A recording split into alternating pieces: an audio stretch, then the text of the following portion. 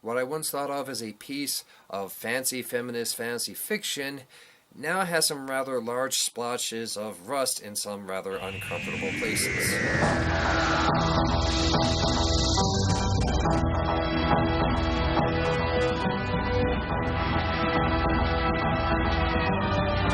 Hello everyone, I'm Triple J and welcome to Brain Food, where I tell you what's yummy and nutritious for your head.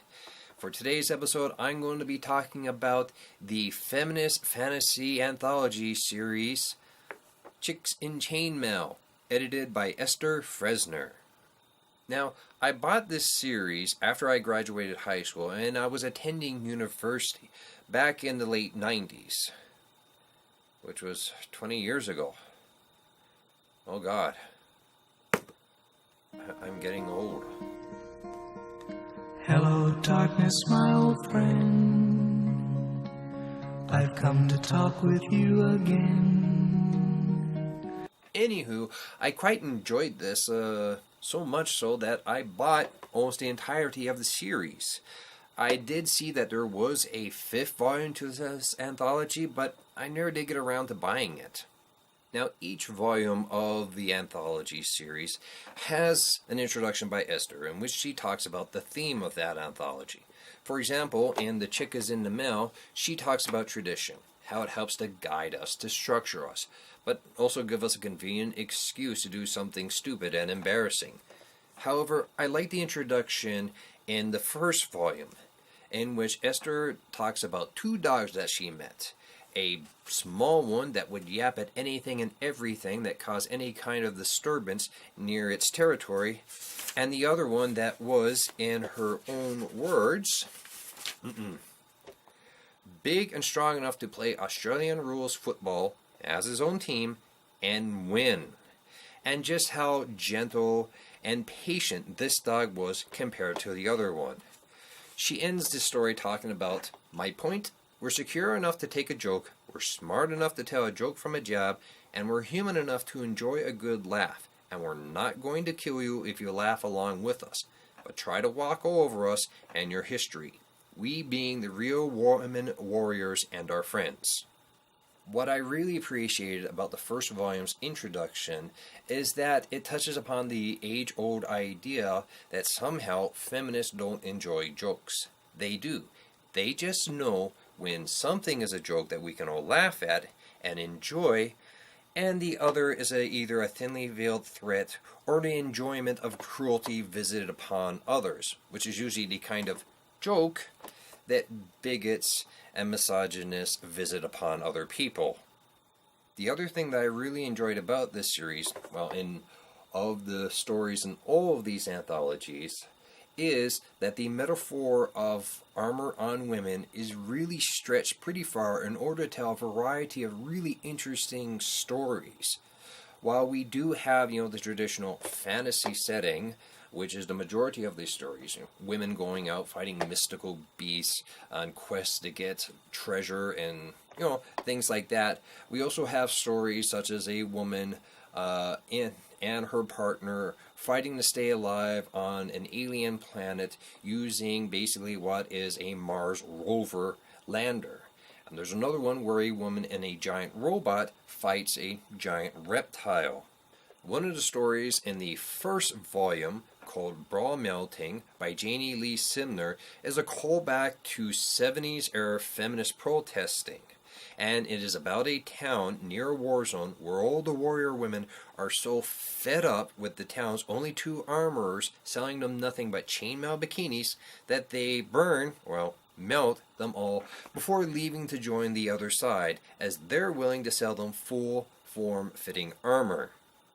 However, in looking back at this piece of mid-90s feminist fiction, this 1st volume being released in 1995, I had to think about just who was in the book. And unfortunately, for a majority of not just this book, but the other 3 anthologies that I read, the majority of those women are cis, straight, and white.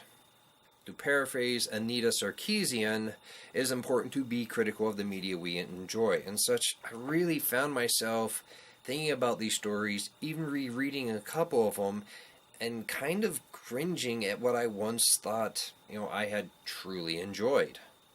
For example, in the first volume, the first story, Lady of Steel, by Roger Zelazny, is about a man who pretends to be a woman so he can be a warrior, as this is a world where the gender power structure is flipped. It's like matriarchy instead of patriarchy.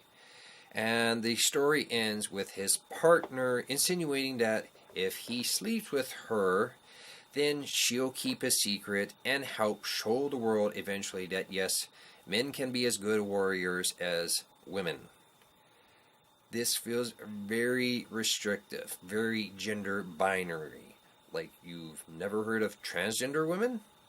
Speaking of transgender women, in about all the volumes that I've read, I've only ever come across, two, which are featured in the same story, called Looking for Rhonda Honda by Johnny Sanders, and it's about a private detective or public investigator in the near future who is hired by the Secret Service to find the President of the United States.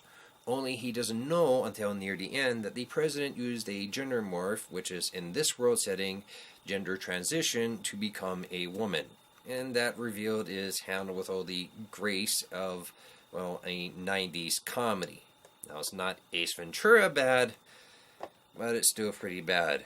It also features this piece of, transphobic writing near the beginning. Dear Blanche, I typed, knowing that would piss her off. Or him, I'm supposed to say, but screw it. Gender morph be damned. I'll start going along with that the day he quits grabbing half my pay. Oh, 90s. You never do fail to tickle the nostalgia bone and then slap you upside the head with just how bad a lot of this comedy and writing used to be.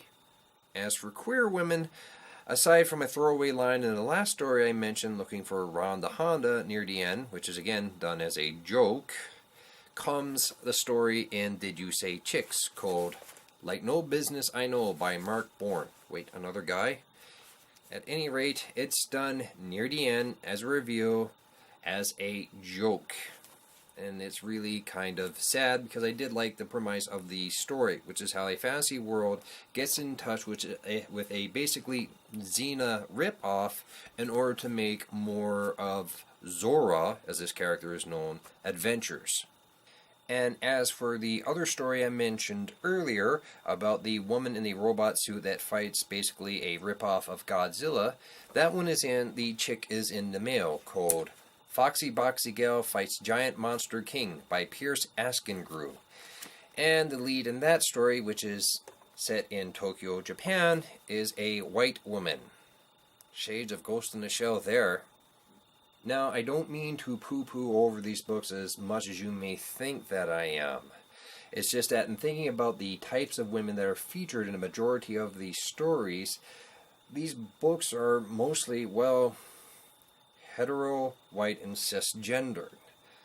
In a way, they remind me of Buffy the Vampire Slayer, in that, during the 90s, I was glad that they were there in order to help me get started in the right direction. Otherwise, I probably would have turned into one of those guys on Twitter donating to the Last Jedi remake.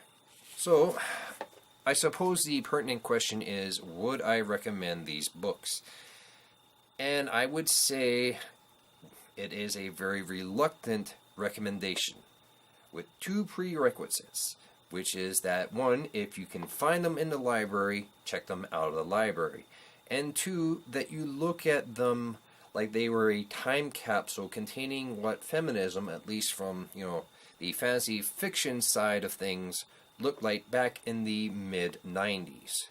While some people would say product of their time to either defend or as an excuse against any bigotry in their media, in some ways it is a bit good to look back at these to see how far we've come up to 1995, but yet how much further we have yet to go. I'm Triple J. That's all I got left to say. Take care.